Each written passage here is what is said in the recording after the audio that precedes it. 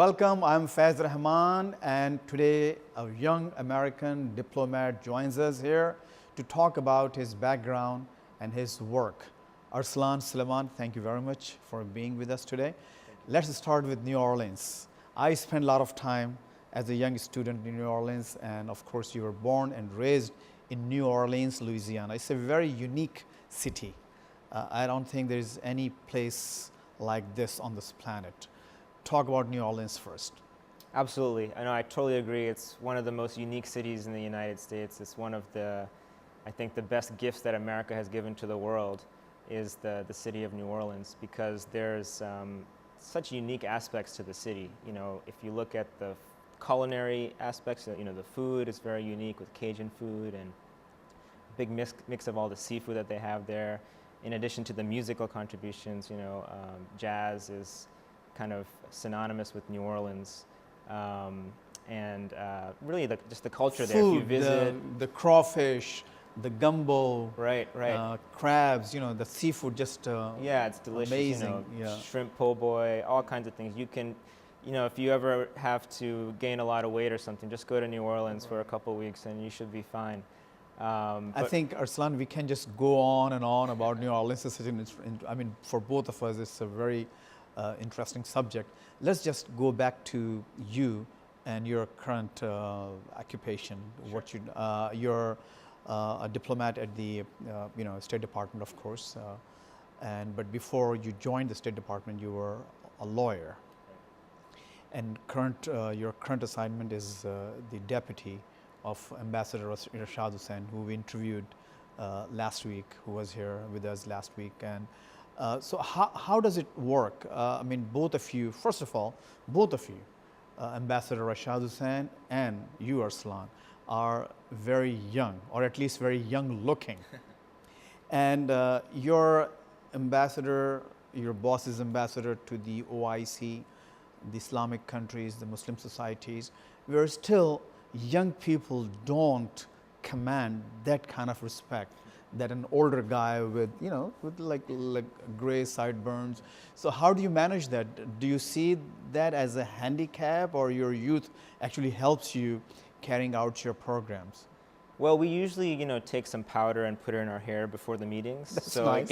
It's That's a way to get around. Yeah. No, thank you for mentioning our youthful looks. I think the idea behind appointing that, you know, when the president appointed Rashad Hussain, the idea behind appointing someone of his youth, you know from the interview, Rashad is eminently qualified. I mean, he's got excellent qualifications to No, have absolutely. the It doesn't reflect at all on your reflection, your background. Exactly. MashaAllah, both of you are very, very highly educated, highly accomplished gentlemen.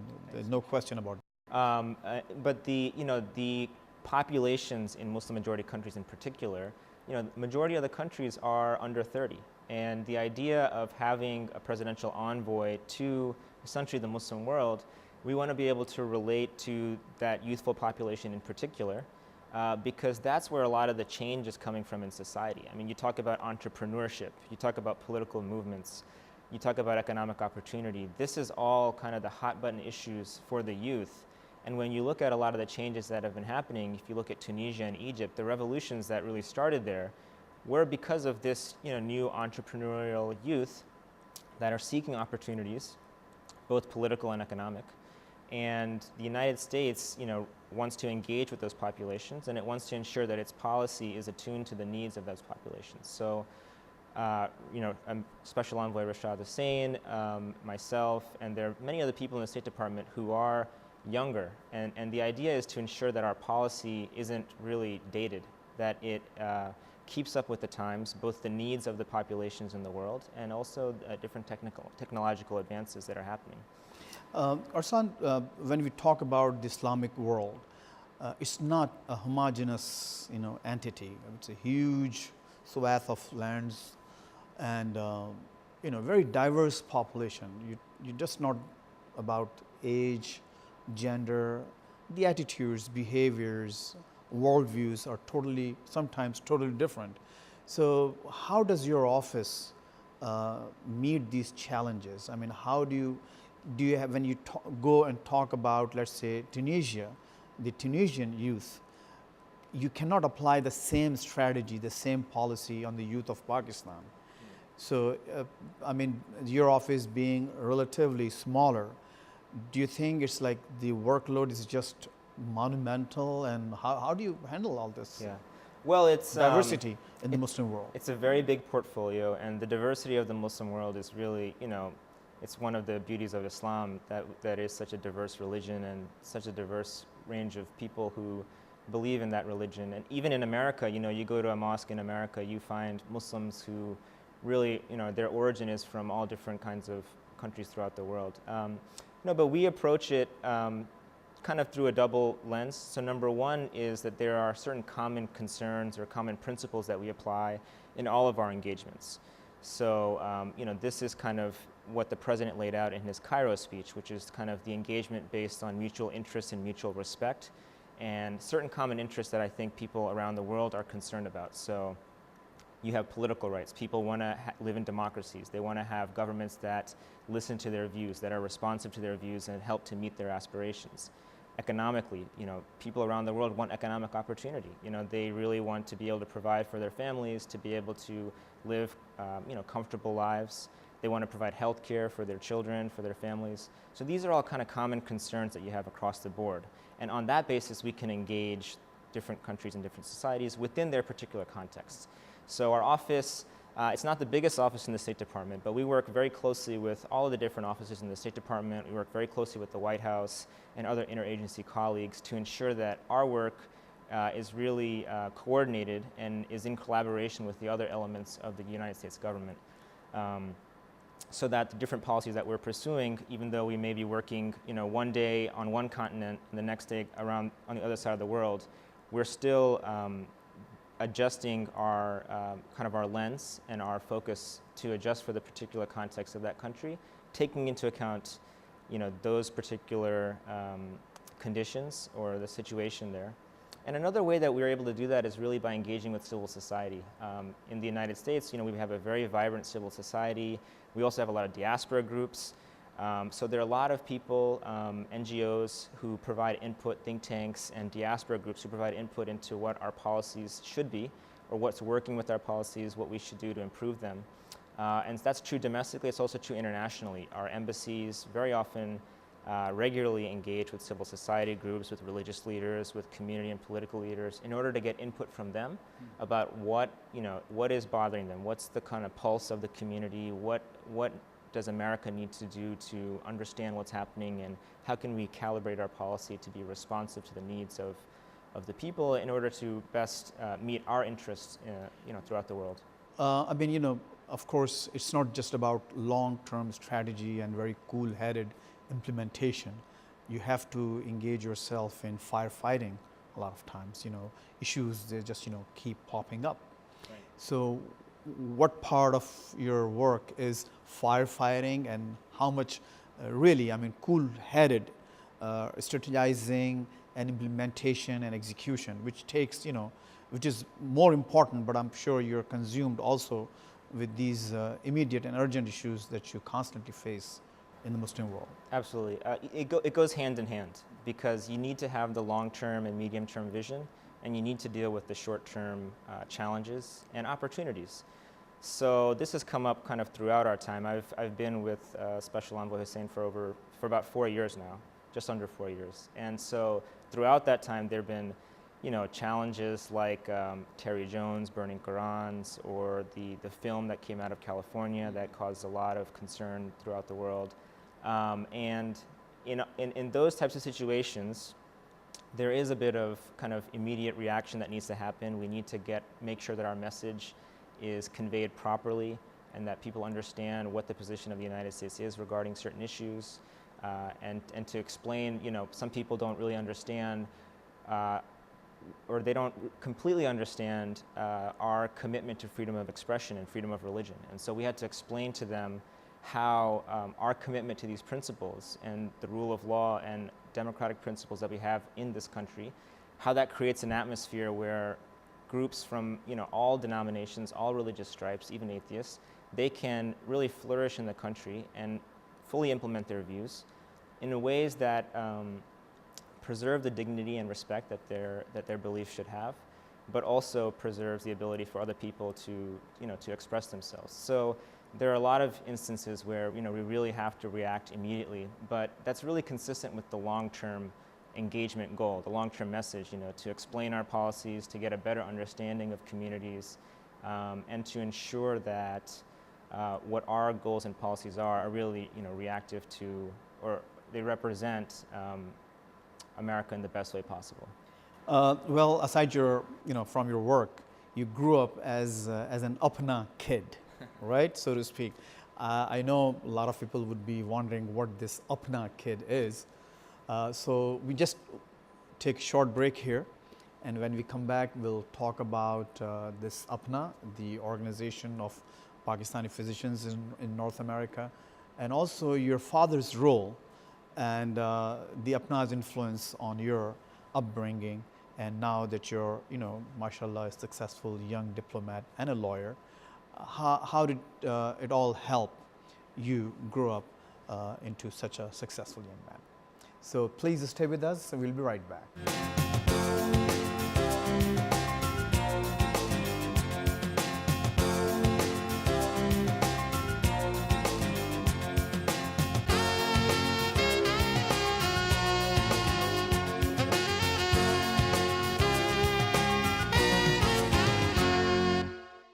Welcome back.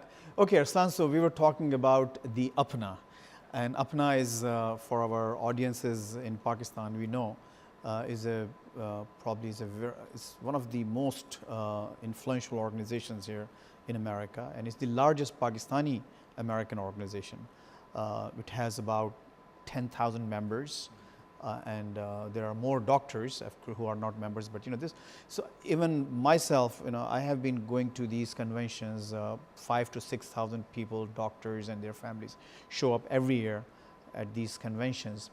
And you have been basically you grew up with the Apna conventions. So let us understand, how does this play out? This Apna, I think, it's a phenomenon. In the sense that it helps the kids who go to these conventions a lot. They learn, they interact, and sometimes, a lot of times, they get married.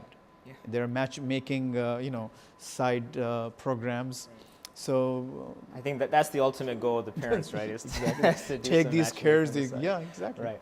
Well, the Association of Pakistani Physicians in North America, APNA, it's a good example of some of the really well-established and well-functioning diaspora community, civil society organizations that we have in the country. And there are other examples too, but APNA for the Pakistani community is really, one of the best examples. So my father, you mentioned, he was very involved in APNA. He's a past president. Dr. Muhammad Sulaiman. Right, yes. Dr. Muhammad Sulaiman, yeah. So, at my family, absolutely, we attend the conferences, over the summers, and my parents attend regularly throughout the year. I actually missed many of the conferences throughout my time in high school because I was doing like debate camp over the summer, which is pretty nerdy, but it was, anyway, that I missed some of those conferences. But it's these types of forums, exactly like you said, they're very helpful for the community to build itself. And to allow the youth to develop in certain ways. So part of the conventions, in addition to the doctors having their meetings and also having a lot of support for development activities in Pakistan, there's a lot of charitable activities that APNA sponsors. Yes, APNA Sehat, right. The health clinics throughout Pakistan, free clinics, medical dispensaries, schools. The Human Development Foundation kind of also grew out of APNA. So there's a lot of charitable activities, a lot of development activities for Pakistan that evolve from this group, as well as different advocacy organizations domestically. And there's also programming for youth. They bring in speakers from government. PAC, for example, was right. a political wing of APNA, so to speak. I mean, right, Public Affairs Committee wing of it, yeah. So there are a lot of kind of institution building that happens through an organization like this. There's a lot of kind of social interaction, a lot of people, the primary kind of members of the organization are doctors, so a lot of people keep up with their alumni community through these kind of summer meetings, Right. so they see their old friends. And they help and support, their The med school college, back in exactly. Pakistan and the students back there. And they've done a lot of work for, foreign medical graduates who are coming from Pakistan. So to Arslan, you practice were, here. your dad was born in Sahiwal, Right. and your mother is from Karachi. Her family is from Karachi. So I understand you speak a little bit Urdu, right? And a little bit Punjabi. Yeah. Do you know any poetry, any Urdu poetry or something? No. Oh gosh, yeah. Don't put me on the spot for any poetry. No, I know. My son, he went to his doctor, and he asked the doctor. He's from India, a Muslim doctor from India, and he asked him to recite a very difficult surah, and he didn't use the right name of that surah, so he couldn't do it. He didn't know what he was talking about. So the doctor got so upset. He said, "How come? How come you don't know that?" So I'm not going to get so upset with you, but he knew it. He knew it, but he wasn't just he wasn't using the right name for that surah. So yeah, I mean if you know Urdu, if your parents are from Pakistan, and if you don't know Iqbal. No, of course I know him. Yeah, I can't recite anything. You can recite. If you cannot recite his poetry, Yeah. that's not acceptable. Okay, And I'll you've been work on going that. to all these Apna conventions, all these years. See, there are a lot of actually there's a mushara every year. Yeah. I skip that usually. You do. Okay, so next time don't, so that you at least can learn. So I mean, how does this help you as an American diplomat working for Ambassador Rashad Hussain, in this office, the envoy to the OIC? Your background, your parents' background, does it help? Sure. Just one quick correction. My father was born in UP, but his family moved to Sahiwal, and so that's where our family is settled there in Sahiwal, and my mom's family, as you mentioned, is in Karachi. America is a very diverse country. So having been born in America, I consider myself certainly an American. I definitely have as a critical part of my identity my religion, but also my Pakistani heritage. These are kind of aspects that enrich life in America and also help to bring a different perspective to American government. So it was definitely something that, growing up, sometimes you might feel like you're not the same necessarily as, some of your friends in school, especially when you get to high school, college, you're not drinking, you're not doing a lot of these different social activities that people engage in. But on the other hand, America is such a diverse country. There's so many people who, look like your typical American who may be Muslim, who may be Mormon, so they may not drink, they may also hold kind of a lot of the same practices. Different that you might values, have. yeah. Right. And, people. Yeah, and there are a lot of the shared values that we have. So it helps to bring, a different perspective. It helps to kind of, it also helps to have the language skills, to have been exposed to Arabic and Urdu from a very young age, so that in government work you can, easily travel. And even when we travel to the Middle East, half the time we can speak in Urdu to the people that we're interacting with, people who are the laborers there. A lot of them are from South Asia, so Urdu really comes in handy throughout the Muslim world. And also thanks to Bollywood movies. Right. Now Urdu is understood like in Afghanistan, in Africa, of course in the Middle East, and here in America. If you go to these different restaurants, Afghan restaurants, Iranian restaurants, a lot of times people pick up some, and that's one of the reasons, I guess, in my opinion, the movies, the popularity of Bollywood movies. Well, so let's talk about your recent trip to Pakistan. You went to Pakistan along with Ambassador Rashad and also Dr. Syed Saeed. What was the purpose of that visit? So the purpose of the visit, generally was to engage with Pakistani government and civil society on kind of a whole range of issues, including the development of greater partnerships between the United States and Pakistan and the people of Pakistan, but also to raise different issues that have been coming up in the world. So issues about religious freedom, about freedom of speech.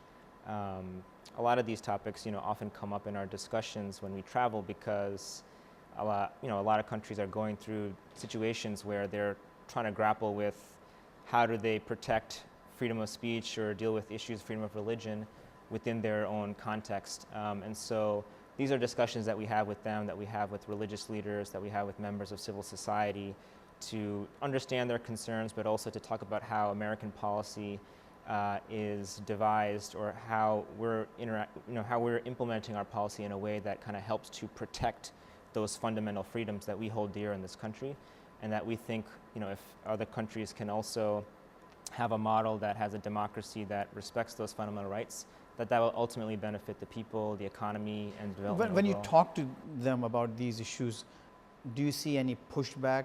They counter argue with you about situations here in this country? I mean, Sure. conditions like, what they think they don't deem necessarily okay in their opinion?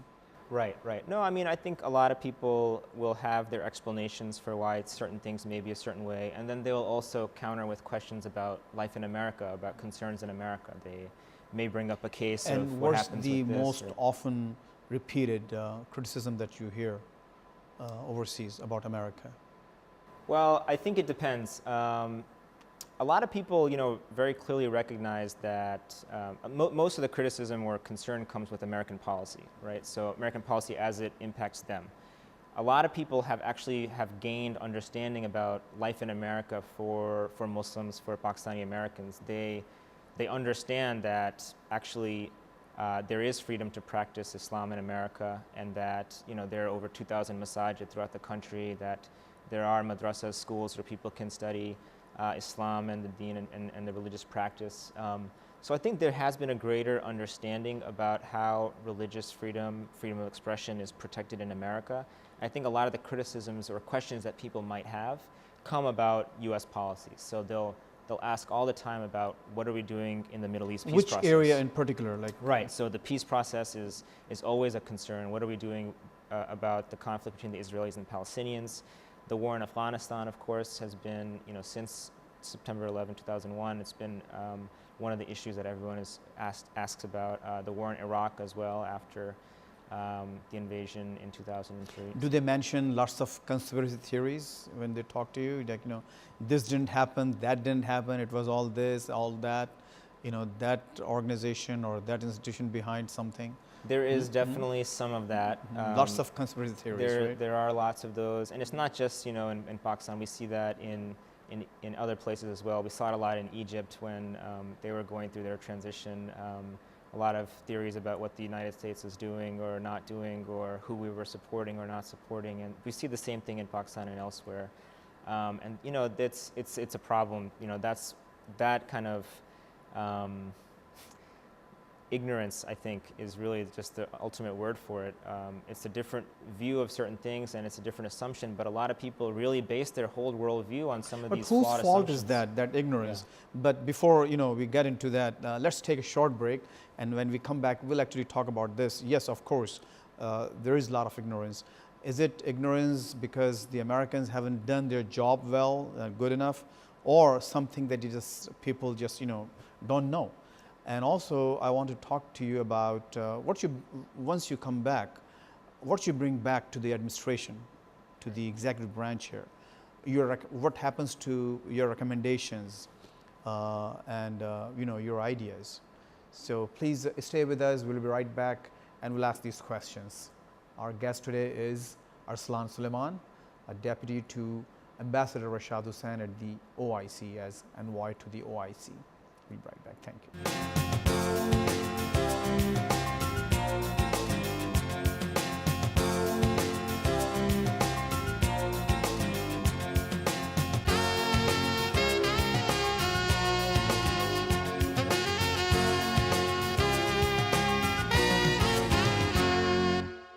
Welcome back. I'm Faiz Rahman, and you're watching Cafe DC. Our guest today is Arslan Sulaiman, a young diplomat and a lawyer. Yes, Arslan. So let's go back to our question. Yes, of course. Whose fault is that? People don't know the policy. The Americans haven't done their job good enough. Who's at fault? Well, I don't know if you can really say someone's at fault, but I think it's an issue that we have to deal with. So part of it is that we have to do a better job of explaining policy or debunking certain myths. Another part is really just kind of general education. If there's general improvement in literacy and education, I think a lot of these can change. And also, I think it's partly, structural. It's a lot of people, if something doesn't affect their daily lives, they're just not going to know as much about it. If you ask the average American, where is Pakistan on the map, you might have a 50-50 chance that they won't get it right. So it's not really an issue that everyone's just ignorant or they don't have education. It's also a matter of sometimes they don't really spend the time to learn about an issue fully, and that's something that kind of people everywhere have the same kind of general flaw. Or do you think in some cases they believe that they are absolutely right despite the information available out there? Do you think? Yeah, definitely. No, there are definitely elements, both political and within the society, who purposefully spread certain views that are wrong. Not just views about America, but there are also people who kind of spread lies about members of other communities. They'll spread lies about people in the Shia community. They'll spread lies about people in the Ahmadi community. And those kind of lies, that really helps to lead to situations where you kind of have impunity, where you have situations where people commit violence against these minority groups and they get away with it. And the government doesn't do enough to kind of enforce the laws and prevent that from happening. That's a really dangerous situation, and it's a reflection of how some of these conspiracy theories, which it's not necessarily just kind of lack of education. A lot of times it is certain people pushing a certain agenda, and they're spreading particular views because it might help them in terms of whatever that they're trying to pursue within those communities. Arslan, based on your work and after these foreign trips, when you come back, of course you bring back a lot of material to look at in terms of your interaction with people, with prominent people, with the grassroots, and you compile your recommendations. How important those recommendations, how seriously they are looked at by the administration? Is there any follow-up on those recommendations? People do something about it? Do they change something as a result of your office's recommendations? Right. No, they're very important. When we come back, we make sure that we meet with a lot of the relevant parties who have a say in policy towards whatever country we were just visiting or whatever issue we were working on. So we write up, a report including our recommendations, and we ensure that we send it to all the right people. But also we have kind of the personal interaction to ensure that people hear directly from us what our views were. And our office has the benefit that Special Envoy Hussein has such a really close relationship with a lot of senior White House officials that he's able to take that message directly to them and to say, we just came back from this trip. These are a couple of the really important recommendations that I have based on what we've seen. And so that way, the message gets straight to the top. And then we also work kind of within the bureaucracy to ensure that our perceptions, our understanding, our assessment of what we saw personally and directly is shared with people so that kind of their views are enriched or they can benefit from the trip. So it's part of that, and then it's also part kind of in the long term to internalize those recommendations and those experiences and help to use that kind of for our future policies and recommendations that we make kind of as on a day-to-day basis. Very good. Thank you very much. Pleasure to have you here on the Cafe DC show. Thank you. Thanks for having me. Absolutely. Sorry. Oops, sorry. No problem. Okay, this is it from Washington. Thank you for watching Cafe DC. I'm Faiz Rahman.